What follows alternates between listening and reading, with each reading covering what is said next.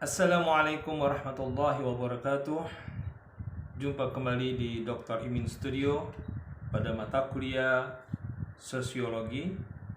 Dan Alhamdulillah pada beberapa pertemuan yang lalu sudah kita bahas tentang bagaimana secara historisitas perkembangan dari sosiologi baik di barat dan di timur ya.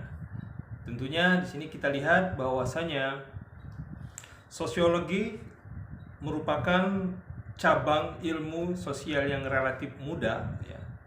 Karena istilah sosiologi pertama kali diperkenalkan oleh Auguste Comte pada tahun 1798 sampai dengan 1857 ya. Seorang ahli filsafat sosial dari Prancis pada tahun 1838 dalam bukunya Positive Philosophy ya. Menurutnya sosiologi perlu dipahami ya, dengan cara observasi dan klasifikasi yang sistematis, bukan melalui kekuasaan dan spekulasi. Comte menjauhkan teologi dan metafisika dan justru menekankan unsur empiris yang berkaitan dengan kemasyarakatan. Baik dalam keadaan statis, struktur sosial, maupun dalam aspek dinamisnya atau sebuah proses sosial yang menjadi unsur di dalam setiap masyarakat dan akan bertahan sepanjang masa ya. Ketika itu sosiologi di Eropa tumbuh dari pemikiran filsafat Comte. Oleh karena itu Comte dianggap sebagai bapak sosiologi. Namun ini bukan berarti sebelumnya dalam masyarakatnya dengan sudut pandang sosiologi tentunya sudah muncul seperti yang sudah kita bahas ya. Seorang ahli sejarah bernama Ibnu Khaldun tahun 1332 lahirnya, kemudian wafat pada tahun 1406 Masehi, dalam bukunya Muqaddimah ya, yang mengisahkan masyarakat dengan keruntuhan dan kehancuran gubernur-gubernur militer Arab di Afrika Utara dan Spanyol Selatan. Kemudian ketika Herbert Spencer setengah abad kemudian mengembangkan suatu sistematika penelitian masyarakat dalam bukunya Principle of Sociology, tepatnya pada tahun 1876, yang berpendapat bahwa sosiologi mempunyai dasar biologi dan kemudian mencoba menerapkan evolusi organik pada masyarakat manusia dengan asumsi bahwa masyarakat adalah suatu organisme. Pandangan Spencer ini yang kemudian menjadi dasar perkembangan teori evolusi sosial. Dengan asumsi dasar demikian, Spencer menganalisa secara cermat ciri-ciri, fungsi, sistem dan proses dalam masyarakat. Kemudian Emile Durkheim yang juga seorang filsafat sosial Prancis menunjukkan pentingnya metode ilmiah dalam sosiologi yang ditulisnya dalam buku Rule of Sociological Method dan melanjutkan telaahnya dalam buku Society pada tahun 1897. Pendekatan ini sangatlah berbeda dari aliran mekanistik Filippo Pareto ya, yang lahir pada 1448 dan meninggal pada 1923. Bahwasanya masyarakat dipersepsikan sebagai suatu sistem astronomi atau perbintangan di mana unsur-unsurnya bukan planet, melainkan manusia yang paling menarik dan menolak repulsi satu dengan yang lain seperti atom-atom dalam benda fisik. Sosiologi dapat bertitik tolak dari masing-masing sudut pandang atau perspektif ya, seperti dijelaskan di atas. Tetapi pendekatan Vilfredo Pareto juga mengingkari suatu keistimewaan masyarakat manusia, yaitu keanekaragaman kebudayaan. Keistimewaan manusia yang memiliki akal dan nilai-nilai menambah variasi yang lebih besar dalam masyarakat yang berbudaya dan beradab. Oleh karena itu, memahami dan menghayati gejala sosial tersebut menjadi lebih sulit. Penyebabnya, berbagai unsur dalam masyarakat yang otonom juga bisa berubah.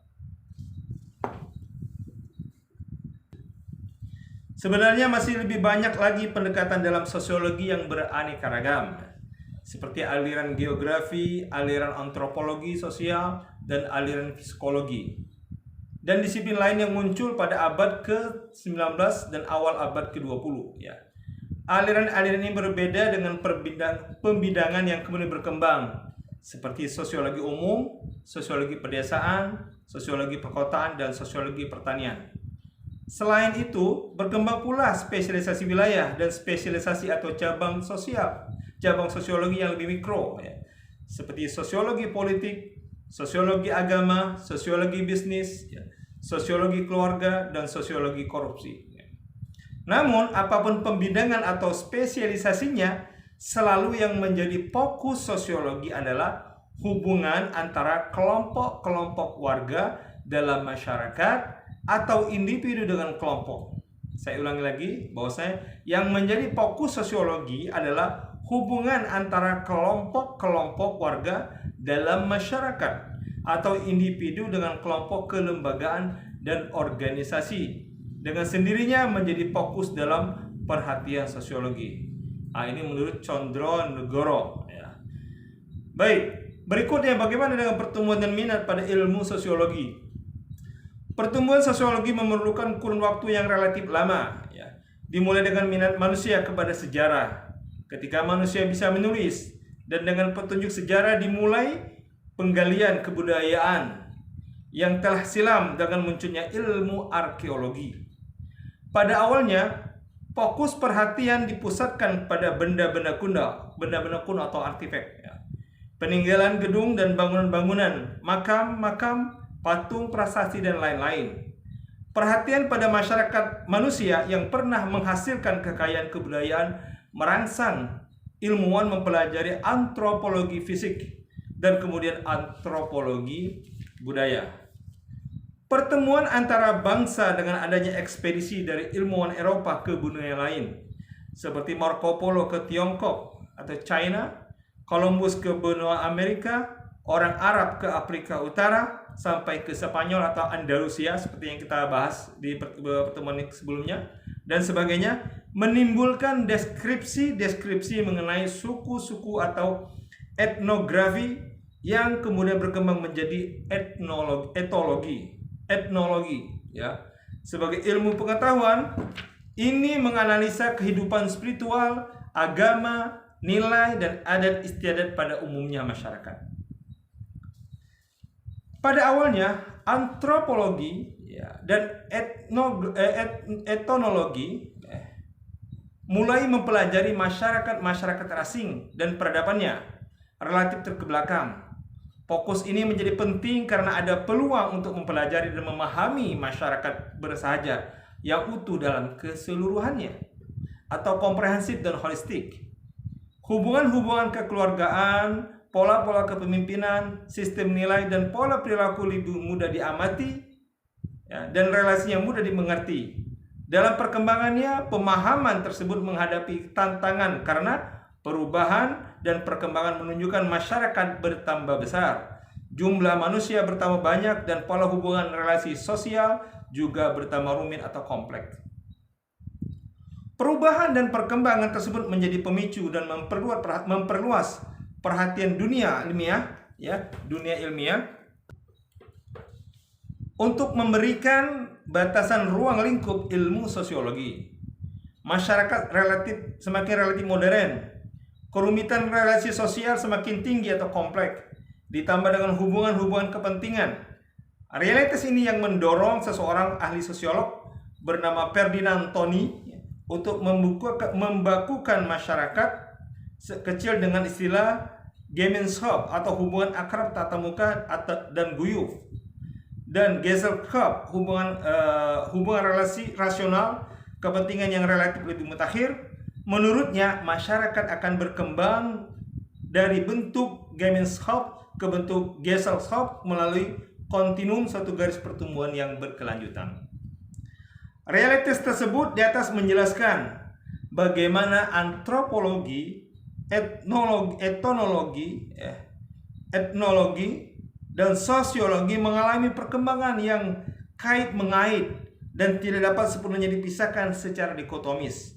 Bahkan ilmu ekonomi yang membatasi diri pada pertumbuhan material dan psikologi yang mempelajari kejiwaan dan juga perilaku manusia sebagai akibat dari kejiwaan telah menjadi spesialisasi dalam menghayati kehidupan manusia yang bermasyarakat.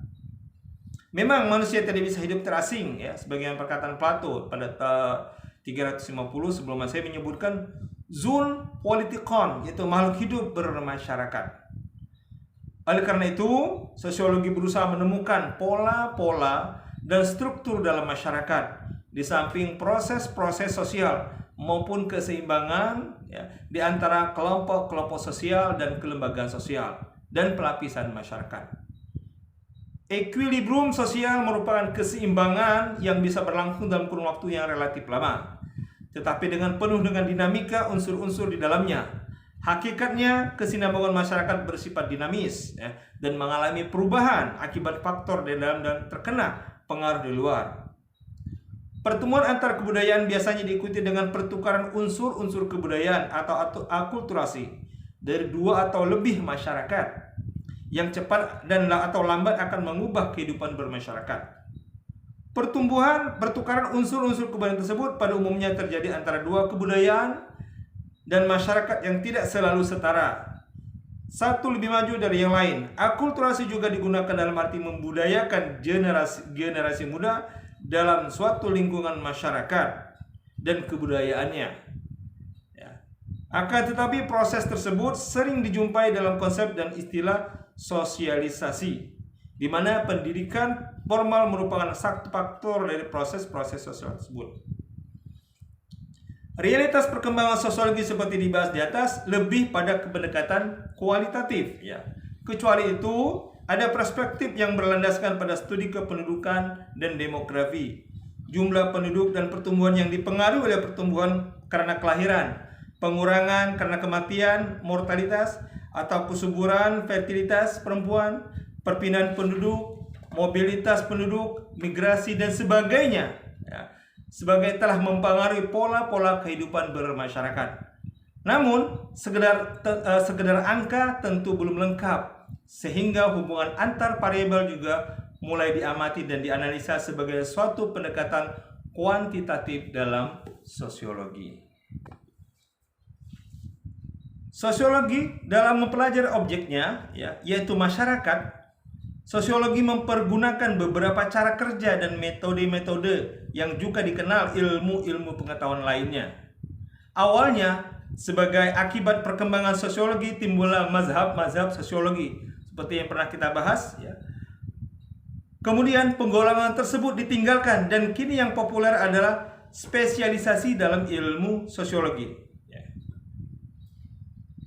Perkembangan sosiologi di Indonesia ditandai dengan ciri-ciri bahwa pada awalnya sosiologi hanya dianggap sebagai ilmu pembantu belaka.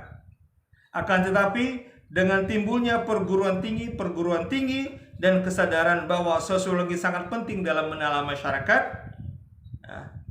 tentunya dalam masyarakat Indonesia yang sedang berkembang dan mengalami perubahan, maka sosiologi menempati tempat yang penting dalam daftar mata kuliah di beberapa perguruan tinggi.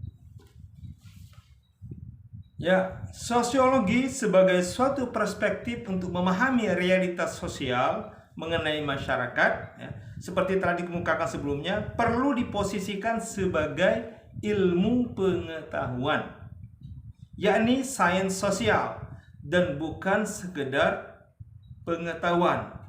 Oleh karena itu, perlu dipahami perbedaan antara pengetahuan dan ilmu pengetahuan. Pengetahuan dia tidak sistematis, sedangkan ilmu pengetahuan dia sifatnya pengetahuan yang sistematis, dalam arti jelas, batas-batas objek kajian, metode kajian, dan kandungan nilainya. Oleh karena itu, ilmu pengetahuan pada dasarnya adalah suatu sudut pandang atau cara pandang terhadap kenyataan. Sebagai suatu cara pandang, barang tentu ilmu pengetahuan memiliki keterbatasan dalam menangkap dan menjelaskan kenyataan. Namun sudah diakui bahwa ilmu pengetahuan telah memberikan pengertian yang lebih luas dan mendalam tentang kenyataan duniawi ini. Oleh karena itu, dalam kajiannya ilmu sosiologi, banyak tema-tema yang bisa diangkat dalam melakukan kajian atau keilmuan daripada ilmu sosiologi. Tentunya misalnya mengkaji tentang interaksi dan struktur sosial, kelembagaan sosial, tentang grup, organisasi dan birokrasi, stratifikasi sosial, kekuasaan dan wewenang, pola-pola komunikasi, bentuk masyarakat dan pola adaptasi ekologi, gender dan pembangunan, perubahan dan sosial. Ini di antara tema-tema yang bisa diangkat dalam kajian dalam ilmu sosiologi. Oke, saya kira itu penjelasan tentang sosiologi umum ya. Secara umum tentang sosiologi, tentunya kita akan dapat mempraktekkannya sebagai suatu pendekatan keilmuan sosiologi ketika Anda mengkaji dalam sosiologi dalam mata kuliah atau prodi Anda di prodi psikologi Islam. Mudah-mudahan bermanfaat. Lebih dan kurang saya mohon maaf. Semangat literasi dan jangan lupa di subscribe channel kita ini, Dr. Imin Studio. Terima kasih. Assalamualaikum warahmatullahi wabarakatuh.